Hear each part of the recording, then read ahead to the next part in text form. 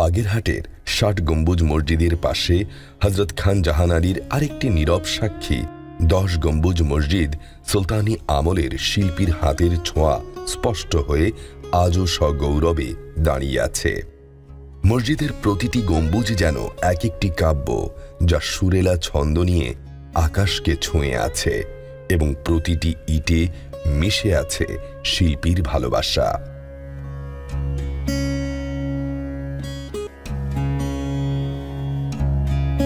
পোড়ামাটির কারুকার্যে ফুটে উঠেছে সেই সময়ের শিল্পীর মনন। প্রতিটি নকশা যেন এক একটি পাতা, যা ইতিহাসের পাতায় সযত্নে লেখা আছে। ১০ গম্বুজ মসজিদের ভেতরে প্রবেশ করলে মনে হবে আপনি একটি ভিন্ন জগতে প্রবেশ করেছেন। ১০ গম্বুজ মসজিদ যেন প্রকৃতির মাঝে এক নীরব প্রার্থনা, যা বছরের পর বছর ধরে তার সৌন্দর্য ছড়িয়ে যাচ্ছে।